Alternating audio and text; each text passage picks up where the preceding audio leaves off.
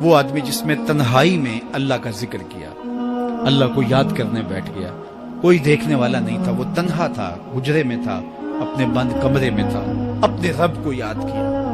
اللہ کی یاد کرتے کرتے اس کی آنکھوں سے آنسو ٹپکنے لگے، اس کی آنکھیں آنسوؤں کا خراج دینے لگی۔ تو میرے اور آپ کے آقا مولا نے فرمایا کہ یہ آنسو اتنے قیمتی ہیں، ان آنسوؤں کے بدلے میں قیامت کے دن اسے عرش الہی کا سایہ نصیب ہو، عرش الہی کا سایہ اسے نصیب ہوگا ان آنسوؤں کے بدلے میں۔ رومی علیہ رحمہ فرماتے ہیں جہاں پانی گرتا ہے وہاں سبزہ اگتا ہے، جہاں آنسو گرتے ہیں وہاں رحمت اترتی ہے۔ تو اس لیے جو اللہ کی یاد میں رونے کا لطف ہے اور اللہ کی یاد میں آنسو بہانے کا اجر اور صلہ رکھا گیا ہے، یہ گناہوں کو دھو ڈالتا ہے، یہ اندر کی صفائی اور ستھرائی کا سبب اور ذریعہ ہے۔ میرے اور آپ کے آقا مولا نے فرمایا راتوں کی تنہائیوں میں اٹھ کے قرآن پڑھا کرو اور قرآن پڑھتے ہوئے رویا کرو۔ پھر فرمایا فَإِلَّمْ تَبْكُوا فَتَبَاكُوا، اگر رونا نہ آئے تو رونے کی کوشش کیا کرو۔ حضرت داتا گنج بخش علی حجویری سے ایک مرید نے کہا حضرت اگر رونے کی کوشش کریں پھر بھی رونا نہ آئے، فرمایا پھر اپنے مقدر پہ رویا کرو۔ تم اتنے سنگ دل ہو گئے ہو کہ تمہاری آنکھیں آنسوں کا خراج نہیں دیتی۔ جو رونا نہیں جانتا وہ اللہ کی رحمتوں کو اور اللہ کی کرم نوازیوں کو کیسے سمیٹ پائے گا؟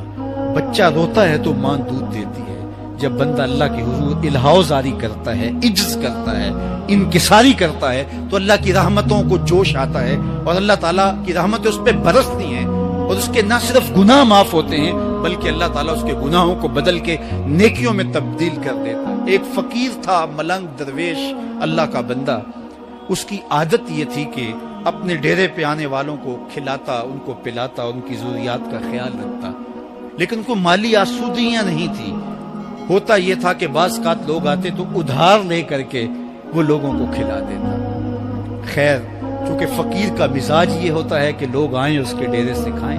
بابا بلے شاہ نے بھی کہا تھا نا، اٹھ کھڑک کے دکڑ بجے تتا ہووے چلا، آن فقیر کھا کھا جاون راضی ہووے بلا۔ یہ فقیروں کا مزاج ہے، تو جو بھی آتا اس کے ڈیرے سے کھاتا اور وہ ادھار اٹھا اٹھا کے لوگوں کی ضروریات کو پورا کرتے رہتے۔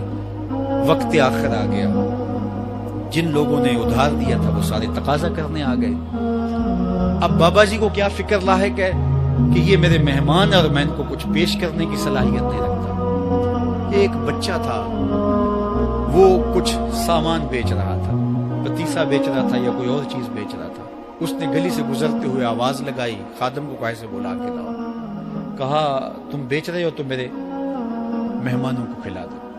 بچہ بڑا خوش ہوا کہ میں سارا دن گلیوں میں گھوم کے یہ پتیسا بیچنا تھا، اب یہ ایک جگہ ہی سارا فروخت ہو گیا تو یہ تو موج لگ گئی، میں جلدی گھر چلا جاؤں گا، میری ماں خوش ہوگی۔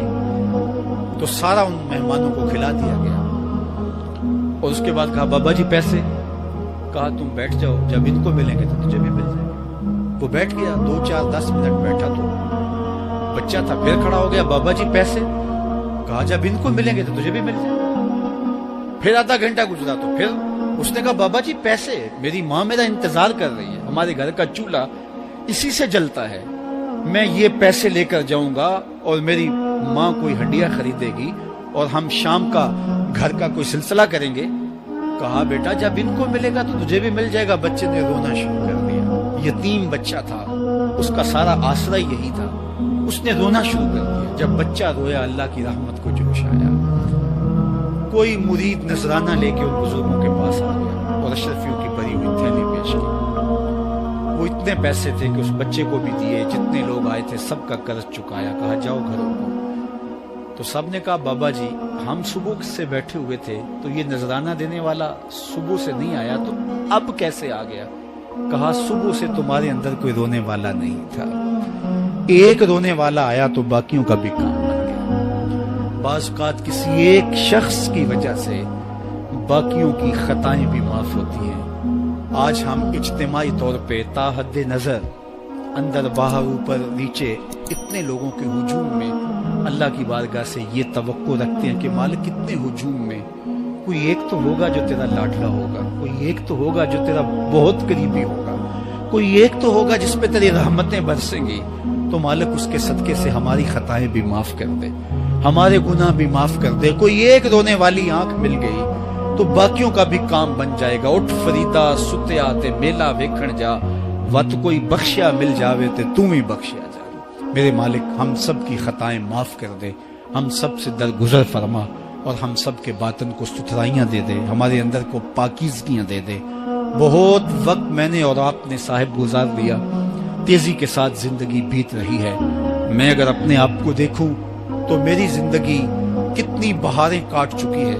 اگر آپ اپنے آپ کو دیکھیں, کوئی 60 سال, کوئی 20 سال, کوئی 25 سال, زندگی تیزی کے ساتھ گزر رہی ہے. بندہ جب سوچتا ہے کہ میں 40 سال کا ہو گیا ہوں تو آگے میری زندگی کے اگر 30 سال بھی ہیں تو 30 سال تو کافی ہیں, لیکن وہ پیچھے اگر پلٹ کے دیکھے تو 40 سال یوں گزر گئے جس طرح چٹکی بجائی جاتی ہے. جب چٹکی بجانے کے وقت میں 40 سال گزر گئے محسوس ہوتے ہیں, تو جو باقی 30 سال اگر ہوئے بھی وہ تو گمان ہے میرا, وہ تو گمان ہے آپ کا. ہمیں تو ایک سانس کا بھی نہیں پتا. پوچھا گیا زندگی اور موت کے بارے میں کیا خیال ہے, کہا فجر پڑی ہے, پتہ نہیں ظہر پڑھ سکیں گے یا کہ نہیں. کہا اتنی لمبی امیدیں لگائے بیٹھے ہو, کہا ظہر پڑی ہے, پتہ نہیں عصر پڑھنے کا موقع نصیب ہوتا ہے کہ نہیں. کہا یہ بھی طول عمل ہے. ایک بولا عصر پڑی ہے, پتہ نہیں مغرب پڑھ سکیں گے یا کہ نہیں. کسی نے کہا ایک رکعت پڑی ہے, پتہ نہیں دوسری رکعت بھی پڑھنا نصیب ہوتی ہے یا نہیں. کہا یہ سب تمہارے منہوں کی باتیں ہیں. میں تو کہتا ہوں ایک طرف سلام پھیرا ہے, پتہ نہیں دوسری طرف سلام بھی پھیر سکیں گے یا کہ نہیں. کیا موت اتنی قریب نہیں ہے؟ ہم نے اپنی آنکھوں کے سامنے لوگوں کو جدا ہوتے یوں نہیں دیکھا ہے.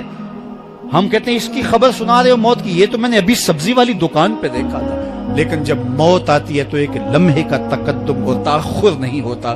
تو صاحب آئیے اپنی زندگی کو اللہ اور اس کے رسول کی راہوں پہ ڈالیں. آج وقت ہے, آج موقع ہے, آج توبہ کا دروازہ کھلا ہے, کل سب کچھ نہیں ہوگا. آج اس کی رحمتیں آواز دے رہی ہیں. آج وقت ہے, وقت پر کافی ہے ایک قطرہ بھی آب خوش ہنگام کا.